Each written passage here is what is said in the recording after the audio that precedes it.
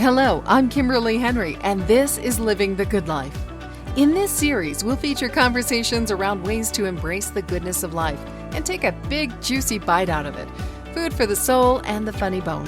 Learn to give more time to yourself, become a better friend, lead an amazing life, and how to tell the best joke at the party. Living the good life can mean different things to different people. Whatever it is for you, I hope you'll find some inspiration here to live your most joyful, authentic life. Now, on to today's conversation. Today's a little different. It's just me. I wanted to do a recap because across 16 conversations so far this year with 17 guests, we've explored RV life, reinvention, wellness, creativity, meaningful work, community, and freedom. On the surface, we traveled from drones and diesel pushers to comedy, subconscious beliefs, Mexico, and the courage to ask someone to meet you for coffee. But when I stepped back and looked at these conversations, I realized we've been circling some pretty specific, bigger ideas throughout the thread of these conversations. The good life, if you will, is something we choose. It's something we build, and it is something we share. So today I want to revisit what these guests have taught me and hopefully some of you about those three things, and offer you a few questions that might help you look at your own journey with fresh eyes. So let's begin with choice. The good life is not one size fits all. I have a healthy suspicion of any life formula that comes with only one acceptable answer. I think you know that from listening to me by now. Go to school, find the job, buy the house, keep climbing, stay busy enough that no one has time to ask whether any of it is making them happy. For some people, that path is exactly right, and that matters. I always want to point that out. This isn't about rejecting conventions simply for the fun of making everyone around you nervous. It's about recognizing when a perfectly respectable life no longer fits the person living it. Patrick Smith, early on, gave us one of the season's first examples. Patrick chose a slower, more intentional style of RV travel. He wasn't trying to race across the country collecting landmarks like merit badges. He wanted to pay attention, leave room for unexpected experiences, and build a business that supported his life instead of consuming it. And Sarah Jones also showed us that freedom doesn't always arrive through a perfectly organized master plan. Her RV journey began with a decision made in a matter of minutes. Over time, though, freedom became more than travel. It also meant examining stress, nervous system health, habits, finances, and whether doing all the supposedly right things was actually helping her feel better. Then there was Greg Gunter, who moved to San Miguel de Allende, hopefully I said that right, at the age of 50, and created a life in Mexico that suited his values and the way he wanted to live. Greg's story was a reminder that changing your surroundings can sometimes help you change your relationship with time, work, culture, and what you consider enough. Those early conversations in this season often began with geography. Where do I want to live? How do I want to travel? And can my work go with me? But as we continued on, the question moved inward. Whose life am I living? Such an important question.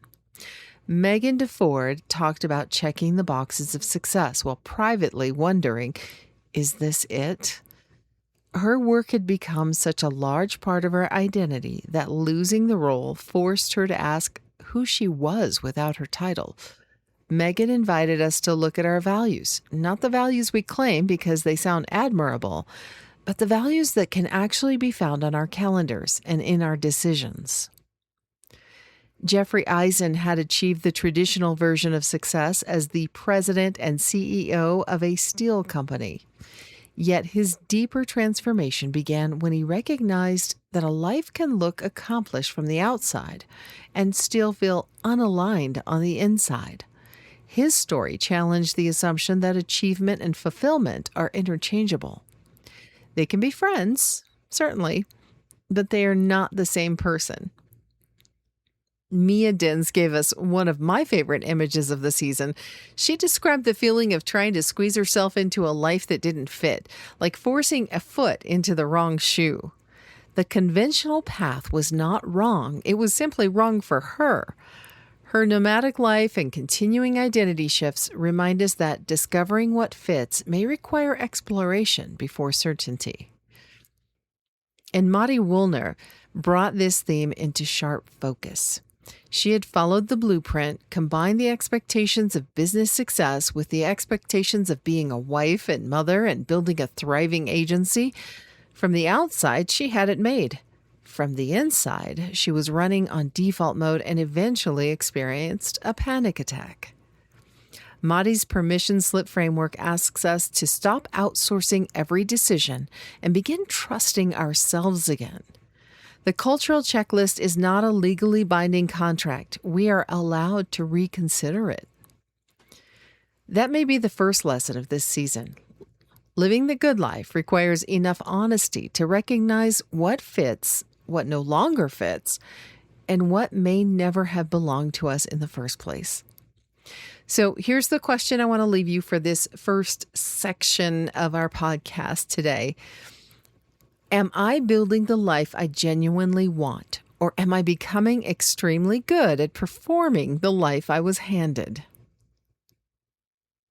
Once we begin answering that question, another one follows quickly. How do we actually create something different? The second thread running through these conversations is that we do not need the entire plan before we begin. That sounds reassuring until we realize it means we may have to begin while we are still uncertain. Most of us would prefer clarity to arrive first, wearing a name tag and carrying a 3-ring binder.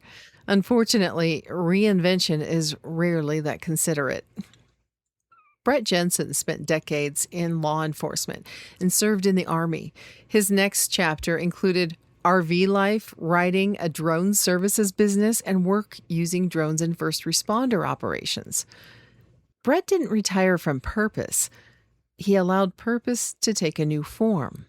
One class, one curiosity, and one unexpected opportunity helped reveal work he could not have mapped out years earlier.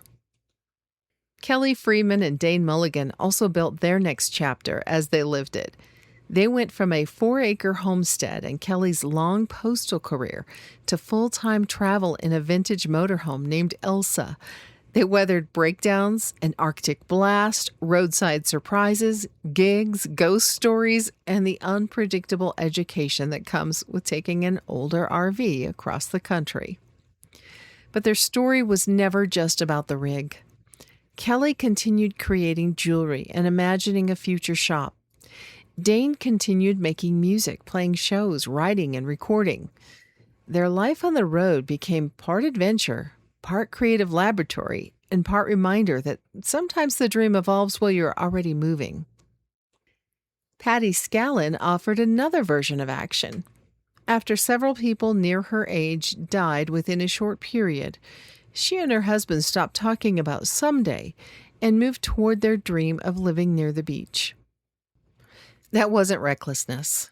It was a recognition that time is real, life is not guaranteed, and we can make an informed choice without demanding certainty from the universe first. Patty also connected building a good life with taking responsibility for our health. Not controlling every outcome, because none of us gets that deal, but educating ourselves, paying attention, asking questions, and making conscious choices about the body carrying us through the journey. Veronica Munoz brought an especially powerful perspective to freedom and self-creation. She was born in Argentina during a dictatorship and knew what it meant to live without basic external freedom. Later, she had to learn how to regulate her own energy, reclaim her authentic self, and stop feeling hostage to success and excess. Her story reminded us that creating a freer life can involve both changing our circumstances and developing the inner tools to live inside that freedom. Andrea Maxim discovered something similar through health and mindset. After years of helping women through physical protocols, she realized that the perfect plan was not enough when subconscious beliefs and emotional patterns remained untouched. Her advice about pausing before automatically reacting is deceptively simple. Pause. Notice what you are feeling. Move the energy if you need to. Then take the action that serves who you are becoming. That is an important distinction. Building a good life is not about waiting until fear disappears. It is about deciding that fear does not get to run the meeting. Across these stories, reinvention looked different. Sometimes it involved selling a home. Sometimes it meant buying an RV with a personality. Sometimes it meant starting a new career, changing a health practice, moving to the beach, or learning to listen to the body. But the common thread was movement. Not frantic movement. Not changing everything because a motivational reel told you to blow up your life before breakfast. Intentional movement. An experiment. A conversation. A class. A pause. A small decision that creates new information. We tend to think confidence comes first and action follows. These guests repeatedly showed us the reverse. Action often produces the confidence, clarity, and evidence we were waiting to feel. So the second question is this: what is one small, imperfect move that I could make before I feel completely ready? Because a good life is not constructed in one heroic leap. It is built through choices we are willing to make, examine, and ingest. And now let's get to the third point, the part that keeps freedom from becoming a very scenic form of loneliness. A good life needs people. That may sound obvious, but our culture often celebrates independence as if needing anyone is a design flaw. We praise the self-made person, the lone adventurer, the entrepreneur doing everything alone, and the strong woman who never asks for help. Independence is wonderful. Isolation is not. Jennifer Scallan spoke about this directly through her family's years on the road. Community is not an extra feature of RV life. It is a part of what makes the lifestyle sustainable. Jennifer talked about the effort required to find friendships, stay connected, create opportunities for her children, and love people where they are, whether they travel full-time, part-time, or for only one chapter of their lives. Her message was both simple and slightly inconvenient. If we want connection, we have to participate in creating it. We have to send the message, enter the room, join the activity, or be friendly before we have proof that friendliness will be returned. Lynn Harris explored belonging through comedy. Her work with Gold Comedy creates room for women and non-binary creators to develop their voices, make things, take up space, and find people who understand their particular brand of funny. Lynn reminded us that humor is not frivolous. It can help us process difficult experiences, tell stories that have been overlooked, and create the feeling of finally being in the right room. And I loved her larger reminder: find your people. Find the audience that understands the joke.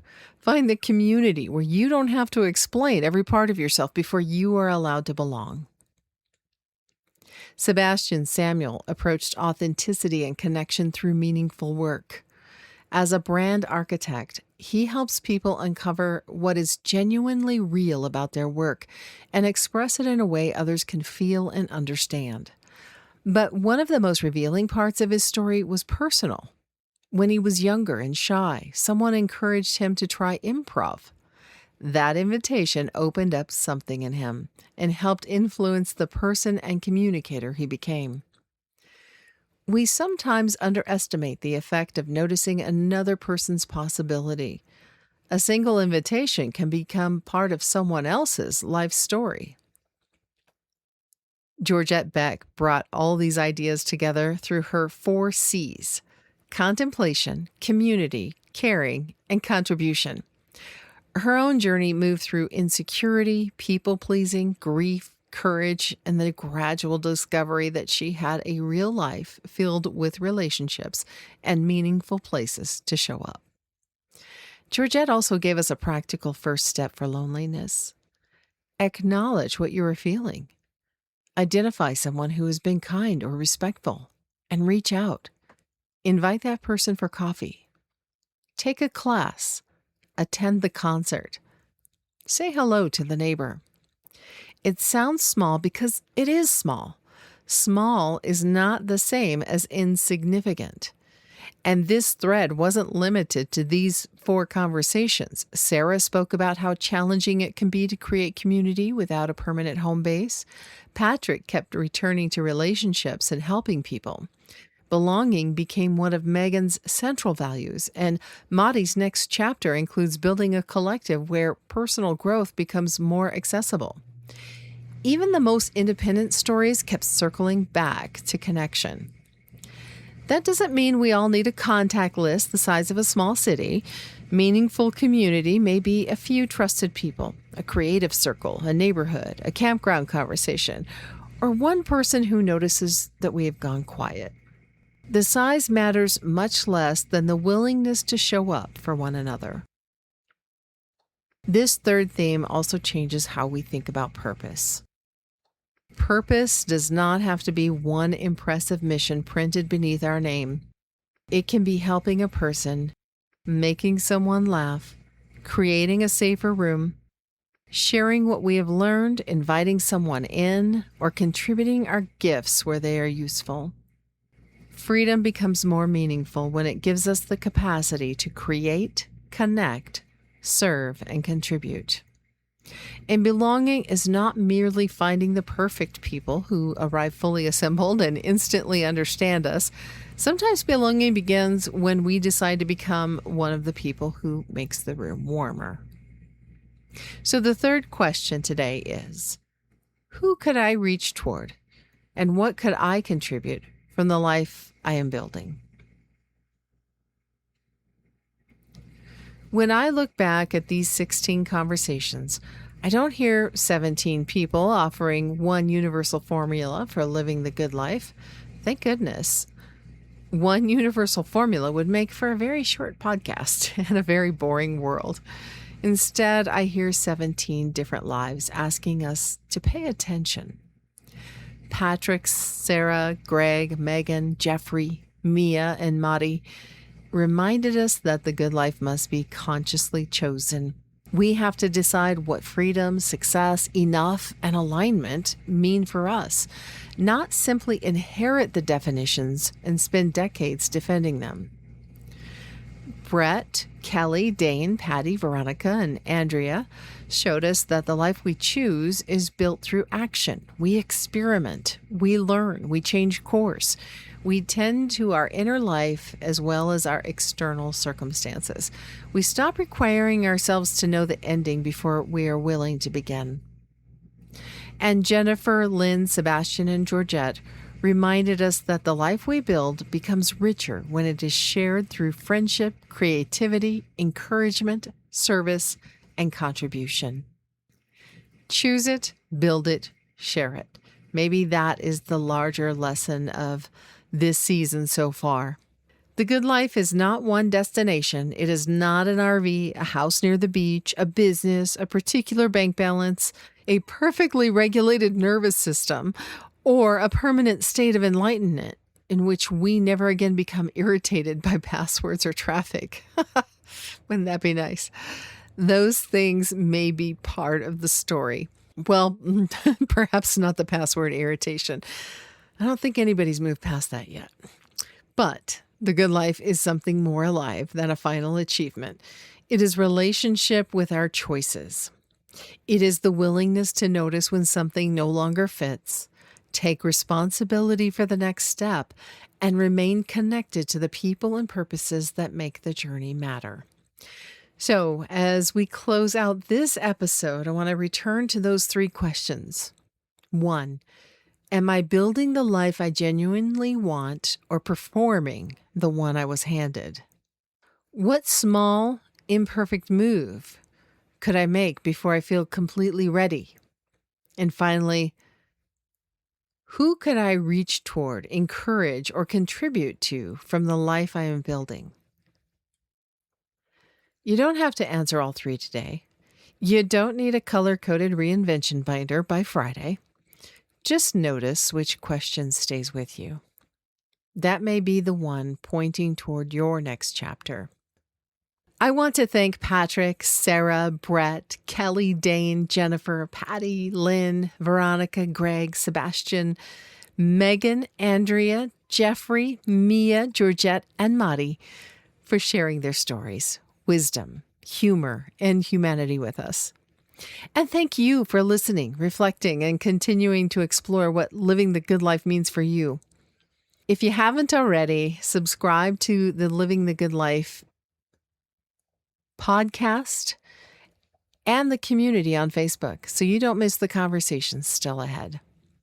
Have an amazing day, and remember, your good life isn't something someone else gets to define for you.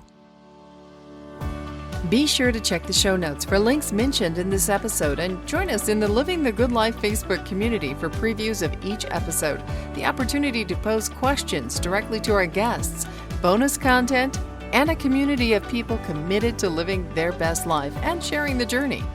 Thanks for listening. Let us know what value you received from this episode and what you'd like us to explore in the future in the comments. And please take a moment to drop us a like or some stars. I'm Kimberly Henrie. Let's get out there and live the good life.